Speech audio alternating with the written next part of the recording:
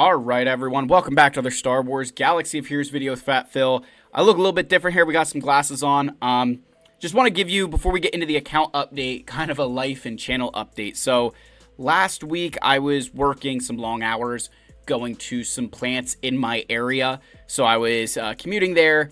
And during that week, I noticed that my eyes were starting to get a little bit red. I had some drainage out of them and basically was battling pink eye.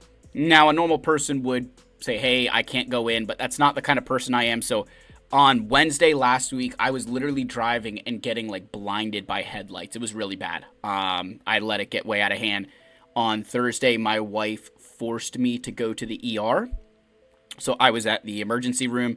It was the first time I'd seen a doctor in about 7 years because I just don't go to the doctor ever. And they wanted to put me on oxycodone because of how much pain I was in. I said no way, so we toughed that out, but I had to take out my contact lenses, put in the glasses, saw the eye doctor today. She said I need to continue wearing them for a couple of days and yelled at me and everything, so we're on the mend, and that was part of the reason I wasn't creating is, I'm very self-conscious about my glasses. I'm legally blind without contacts or glasses. Like, I don't know if you guys can see just how thick these things are in the camera screen there, but they are monsters, right? It's bad.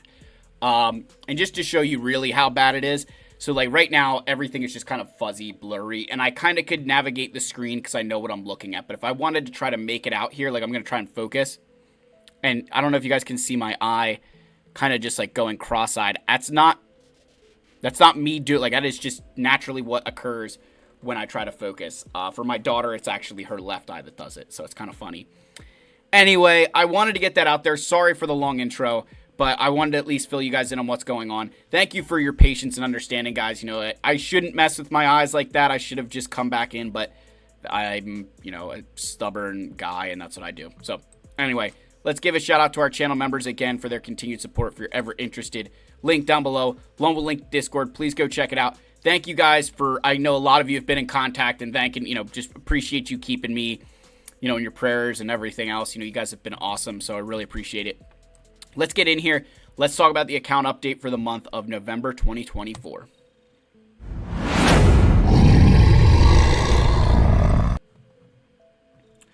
All right, folks, so let's start out with shard farming. So we finished off our Great Mothers, we finished off Morgan, and they're both Relic 7 now, all their Zetas. Really pleased there. Getting to use that team in Conquest is a lot of fun. They're like an instant win right now. And then moving over to our Imperial Remnants here. Night Trooper, we're 8 shards away. Captain Enoch, 21. And Death Trooper Peridia, 15. So we are closing in on those guys. Again, for Captain Enoch and Death Trooper Peridia, you guys will see I'm still doing refreshes of their nodes. Whereas our Night Trooper... Oops, that's Captain Enoch, still 1 over. Night Trooper, we are not refreshing his node. That's very intentional. Again, trying to kind of finish them off all at once. Once they're over the line, we'll be able to pay more attention to Shin, Merrick, Sabine, Hu Yang, and eventually General Syndulla. So we've got a lot of stuff to be farming here, which is kind of crazy because you remember there was a stretch where I had no hard nodes to farm. Now I've got a bunch. During the double drop events that we had, I was actually refreshing Shin's node to ensure that I could get everything I needed out of there. So I was refreshing her node.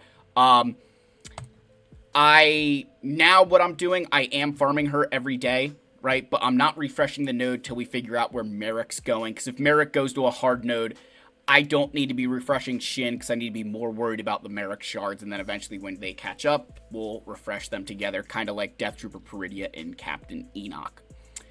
So that's kind of the shard farming situation there. I would like to get back to farming Hondo if I can, but I think signal data may get in my way here for a little bit. Priority number 1, we've got to be able to get Balin. I don't know if we'll make 3 months. It's going to be really tight. A lot of that's going to depend on where Merrick goes farmable and what I'm able to do with him and Shin Hati. And that's been kind of a big problem over these past few farms. If you remember back to Cal and Leia and Bo-Katan, we got bonus drops for those characters. Even Jar Jar, I think we had bonus drops for. We've not gotten bonus drops for these past few things to come into the game, and that's definitely forced the hand of a lot of us to put our nose to the grindstone the old way. So we're going to have to really wait and see what kind of shape we're in for Balin for his return. So very kind of nervous. I'm not gonna lie, I'm very nervous about that.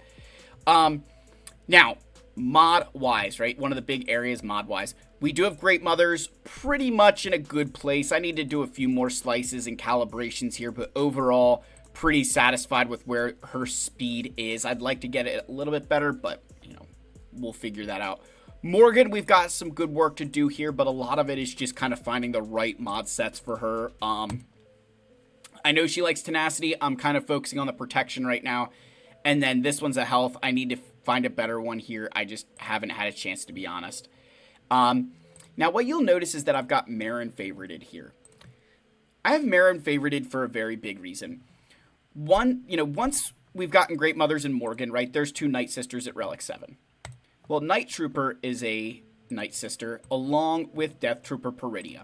And they're both Relic 7 requirements for GL Ahsoka Tano.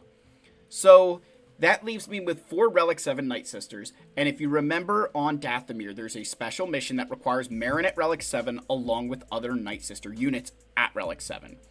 So with me being forced to gear up 4 Night Sisters to Relic 7, I'm going to be taking Marin there as well, and hopefully be able to complete that, earn some additional Get To for my guild.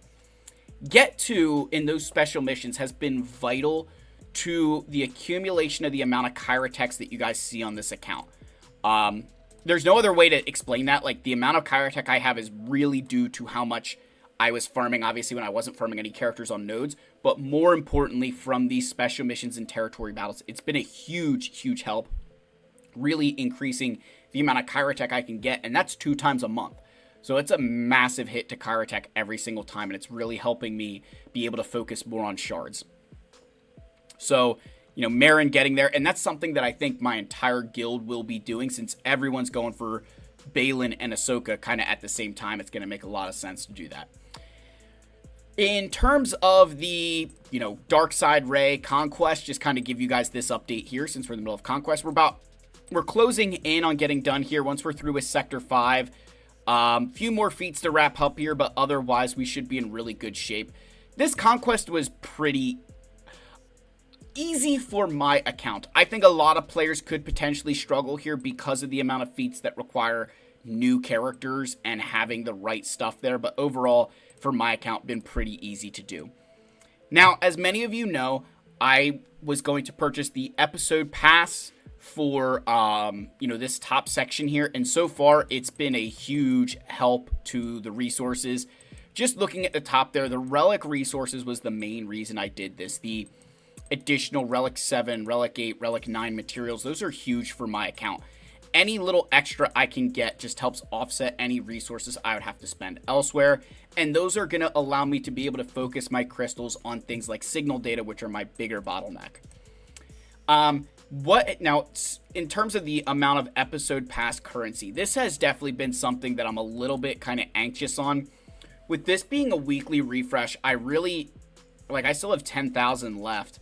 Because I'm not really buying the shards of these characters. I don't need any of their shards. I buy, you know, all the mod slicing materials. I bought Electrum conductors. I bought the carbonite circuit boards. You know, we're purchasing the Kyrotech. I purchased one mod. Here's the problem, right? This mod, like, I'm not going to purchase. This mod, I'm not. This mod, even if it rolls speed, I'm too picky. Like, it's a defense mod. I'd like to see defense there, so I'm not going to get it. This one here, maybe it's worth it. It's only 75. Maybe I should purchase that, and maybe I should purchase this. But those are both mods that... Maybe I'll do this one. It's only 75. But this one, definitely not. There's not enough here for me. But those are mods that would have entered my account that I would have upgraded anyway and potentially gotten some decent ones out of. And now I have to pay for them, and I'm a little bit too stingy. I'm not buying any other gear at the moment. There's parts of me that says maybe I should. I'm going to kind of wait to see until I really need to be purchasing stuff. Because, you know, with the episode pass, you are getting a lot of this extra currency, and that means that you're able to spend it on more stuff. So, you know, that is something here. So we'll purchase this just for the heck of it. It's showing defense. I may as well.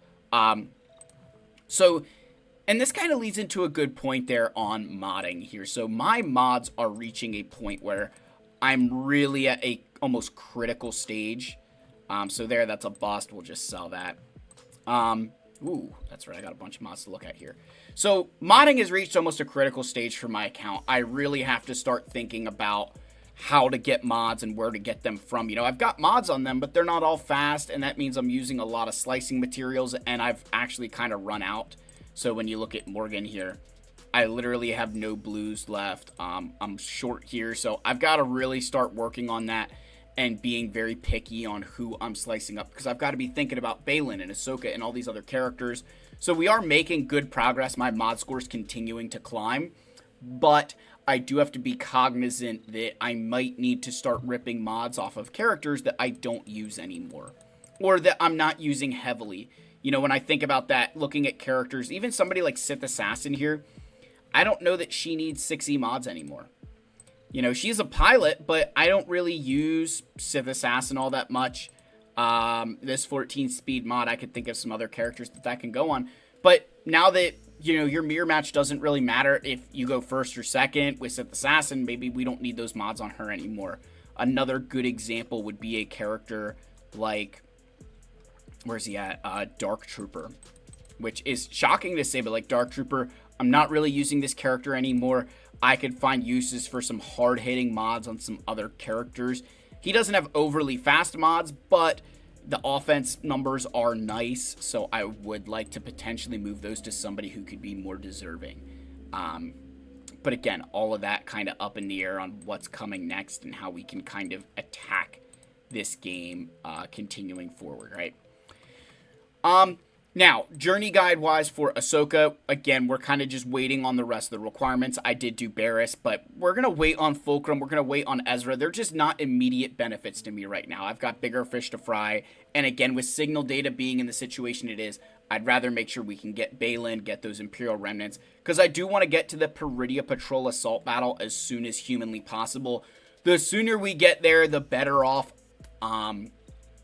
I will be from an account perspective. That's going to be a big boost to my ability to get things done. You know, that's maybe the best way to say it. The other thing I'm kind of looking at as well is, gotta be thinking as well about Darkside Rey and her coming into the game. So with her, again, more mods, more Zetas, and, still have Luthen kind of hanging out here. I would love to get the Rebel Fighter team under Saw Gerrera up and running, but again, signal data kind of just standing in my way of some of these teams. So we've got to wait and kind of figure out what's all coming next. And that also leads into this whole next raid situation. What will the next raid look like? I feel like I'm in at least as good as position as I can be in terms of what my Imperial remnants look like, what my Night Sisters look like. Obviously the Spectre tag, that's going to be, it is what it is. We'll have to, hopefully, we've got Ezra, Sabine, and Huyang, and, General Syndulla when she comes in, like, that's that. Once they go formable, we'll be going all in on our GL Ahsoka. So, I am looking forward to that. I do think that will be a big part of this account. I do want to say something about the change I saw in the Shard Shop here with adding the currency. They added a lot of stuff. They added Darth Vader. They added capital ships. I love all of these changes. I think this is fantastic. And the fact that these don't rotate is even better. Like, this is long overdue. And, along with the capital ship events going in here, this has been really good for the game. Now, it sucks that I don't get the extra Shard Shop currency that I used to, but it's nice that they're there all the time for those players. I think that is a really, really good step in the right direction. The one thing that sucks is, from a currency perspective, like, I can't even I can't purchase 100 of these and just stop at 144, right? Like, it won't let you purchase any more. So you can't even max out your currency, right? Like, you got to think you can get to 74, but it doesn't. I guess the one nice thing is that there's no real need to hoard as much anymore, because you can use your Shard Shop currency to get there. So, like, I will have to purchase some dark side tickets just to make sure that, I'm, like, as topped off as I can. But now there's not really this massive need to be hoarding your energy. Maybe get a little bit, get into, like, the 20s or 30, get to, like, 111 or something, 114, and then you could purchase the, you could purchase the shard shop and be topped off, but having that in there for shard shop currency is amazing. That's a good change, but it is kind of this backhanded change, if you will, because they also removed that you don't lose tickets on a loss. And so that's a great change, right? That was a great change, but it kind of feels like them adding this to the shard shop store was kind of I call it backhanded because I'm being harsher here, but if we're honest, this was their way of saying we're no longer trying to make a profit off of Galactic Legend events. That Galactic Legend tickets were a huge way that they made money off of those players who struggled with those events. They made money off of your crystals for you purchasing energy and other things. Now they're shifting that to other ways, which hopefully was offset by the episode pass. Hopefully they take Datacrons along with them. So anyway, in conclusion, guys, it's been a pretty good month for this account. We're going to be continuing to move forward. Hopefully, again, content will get back to its regularly scheduled pace. I know I've been saying that for a while, but we're getting there. I'm feeling more confident in things. I do want to lastly end with this note for you. I'm going to be doing some more content kind of talking about some things I expect to see in 2025. But one thing that is a spoiler for everybody still watching is I think that Territory Battles is going to start becoming a more and more important event or, part of the Swago economy, and even more so than what Grand Arena is. Now, I say that in the sense that taking out, if you just took Grand Arena away entirely, that would be terrible, because that's your crystal income. But say going from Kyber 4 to Kyber 3, or Kyber 3 to Kyber 2, or Kyber 2 to Kyber 1, or getting into a guild that's doing better in Territory Battles, and better being a significant change. We're not talking 1 star up. We're talking that, hey, you're moving up multiple stars. They're getting to Mandalore. Those changes are way more significant to your account than moving up a single Grand Arena bracket. And that's leading me to potentially consider looking at some of those Territory Battle Omicrons as hey, is this a nice quality of life change? Because I can tell you that my account is feeling more and more stretched, especially as I get into that Relic 8 zone. So that is an area that I'm going to need to start paying attention to and start making sure that I can have more teams ready at that Relic 8 level. This past Territory Battles, I hit 100 waves, which was a new record for me, which I'm sure many of you have been there before, but in Rise of the Empire, that was a first for me, and I felt really good about that. So, that's kind of the update for the account, guys. Thanks for watching. And I do say thank you for sticking with me. So if you're still here at the end, go ahead in the comments. Wampa is king. You guys know the drill. I love you all so much. I really can't thank you for the support this past week with me not really releasing any content, but I promise it's going to get better. I love you all. May the force be with you, and I'll see you in the next one. Cheers, my friends.